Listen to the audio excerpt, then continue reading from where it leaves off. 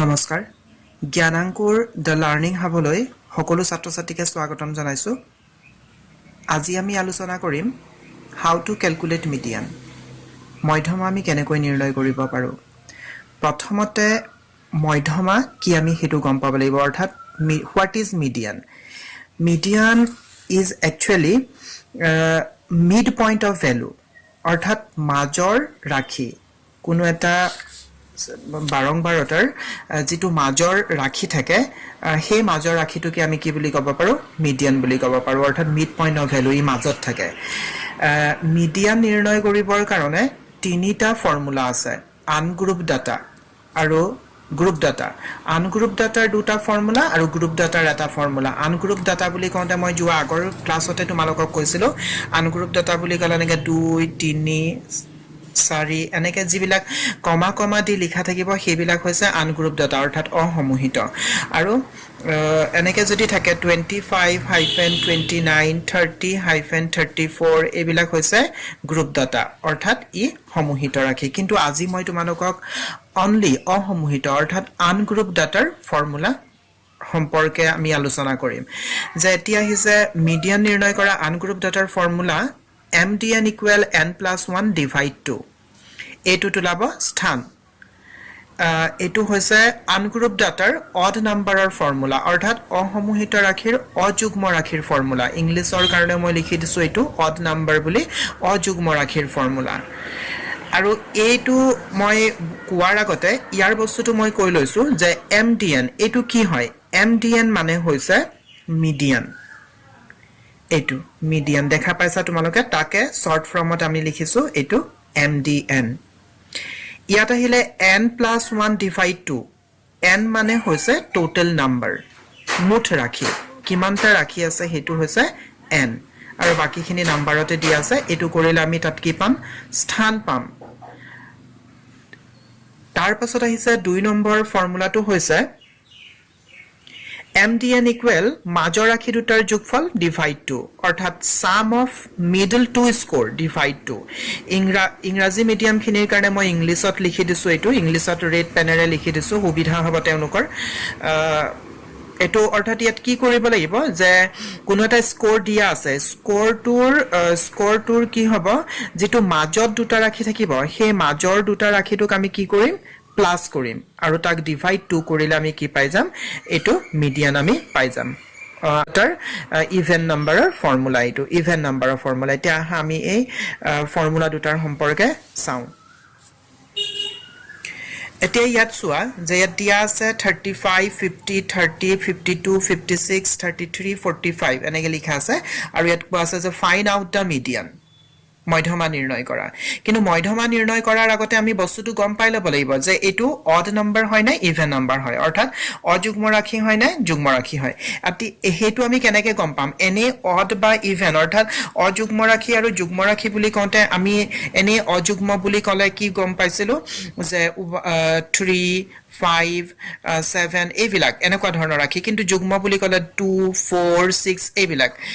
এইবিলাকক আমি কি বুলি কৈছিলো ইভেন নাম্বাৰ বুলি কৈছিলো কিন্তু এতিয়া তাত এই অংকটো আমাৰ এডুকেশনৰ যেটো ষ্টেটিষ্টিক পৰিসংখ্যা বিজ্ঞান তাত আমি এটো এই বস্তুটো নাচাও তাত আমি অড হয় নে ইভেন হয় কেনেকৈ গম পাম হেতু মই দেখুৱাই দিছো প্ৰথমতে ইয়াত চোৱা ইয়াত দিয়া আছে যে 35 50 30 52 56 33 45 হিসাব কৰা এতিয়া এটো এনেকে জোৰ লগোৱাছন এনেকে জোৰ লগালো দুজোৰ লগালো জোৰ লগালো এটো তেতে কি হৈ গল এটো অড নাম্বাৰ অৰ্থাৎ এটো কি হৈছে অযুগ্ম ৰাখি বুলি গম পালো কাৰণ ইয়াৰ জোৰটো মিলি থকা নাই গতিকে কি হ'ব অযুগ্ম ৰাখি এতিয়া তাৰ ফৰ্মুলা মই আগতে কৈ গৈছিলো যে কি আছিল আমাৰ ইয়াত আছিলে যে MDN equal n plus 1 divide 2 এতিয়া হেতু আমি ব্যৱহাৰ কৰিম কিন্তু আটাইতকৈ গুৰুত্বপূৰ্ণ কথা হৈছে হেতু কৰিবলৈ যাওঁতে প্ৰথমতে যদি ৰাখিবিলাক সিৰিয়েল নাথাকে তাক সিৰিয়েলি কৰিব লাগিব এটো মই লিখি দিছো নাও সিৰিয়েলি এৰেঞ্জ দা স্কোৰ অসমীয়াত লিখি লবা তোমালোকে যে ৰাখিসমূহ প্ৰথমে একাধিক্ৰমে সজোৱা হল ৰাখিবিলাক যদি আনসিজিল হৈ থাকে তাক আমি সিজিল কৰি ল'ব লাগিব অৰ্থাৎ একাধিক্ৰমে কন্টিনিউয়াসলি আমি সিৰিয়েলি এৰেঞ্জ কৰিব লাগিব এতিয়া হি গল ফৰ্মুলা হৈছে MDN equal n plus 1 divide 2 স্থান এটো এটা n মানে মই আগতে কৈ গৈছিলো যে total number ইয়াত total number কেটা আছে 1 2 3 4 5 6 7 7 টা আছে গতিকে n means কি 7 plus 1 divide 2 এটা 7 এর লগত 1 প্লাস কৰিলে কি পালো 8 পালো তাক ডিভাইড 2 কৰিলে কি পালো 4 কিন্তু a4 টো এটা উলাই গল স্থান উলাই গল ইয়াত কিন্তু a4 টো আনসার নহয় আকৌ a4 টো আনসার নহয় ইয়াৰ আনসার এটো হৈছে স্থান এটো হৈছে স্থান fourth item এটা fourth item বুলি কবলে যাওতে সোৱা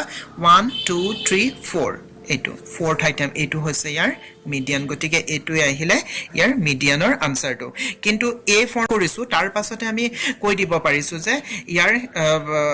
তোমাৰ মিডিয়ান কোনটো হয় কাৰণ a ফালে তিনটা স্কোৰ আছে a ফালে তিনটা স্কোৰ আছে সোৱাচোন ইয়াতে মিডিয়ানটো মাজতে ওলাই আছে খুব সহজে আমি উলিয়াব পাৰো কিন্তু একচুয়ালি আমি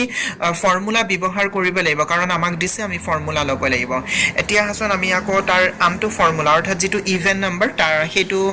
ফৰ্মুলা আমি চাও ইভেন নাম্বাৰৰ ফৰ্মুলা কেনেকুৱা অৰ্থাৎ যুগ্ম ৰাশিৰ ফৰ্মুলা কি আছিল যুগ্ম ৰাশিৰ ফৰ্মুলাৰ সম্পৰ্কে মই আগতে কৈছিলো যে তাৰ ফৰ্মুলাটো কি হয় যে sum of the middle two score divide 2 অৰ্থাৎ মাজৰ ৰাশি দুটাৰ যোগফল divide 2 এটা হেতু কেনেকে আমি গম পাম সো প্ৰথমতে আমি চাই লম ইয়াত কোৱেশ্চন দিয়া আছে 3 2 8 7 10 12 এনেকে ফাইন্ড আউট দা মিডিয়ান লিখা আছে প্ৰথমতে চাই লোৱাচোন ইয়াত কি হৈছে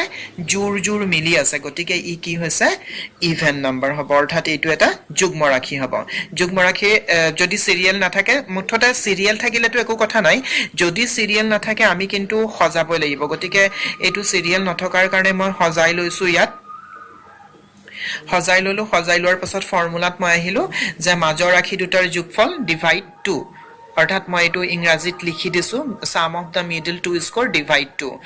sum of the middle two score মিডলত কোন দুটা আছে 7 আৰু 8 হুমাই আছে হয় নহয় 7 আৰু 8 হুমাই আছে এফালে দুটা ৰাখি এফালে দুটা ৰাখি গতিকে 7 8 ক প্লাস কৰিলো ডিভাইড 2 কৰিলো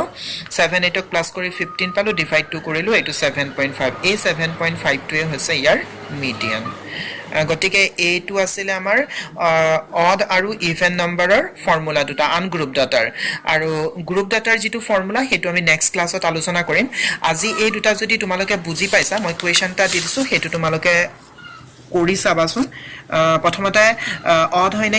ইভেন হয় হেতু চাই লবা উলিয়াই লোৱাৰ পাছত ফৰ্মুলা ব্যৱহাৰ কৰি পেনা কৰিবা ধন্যবাদ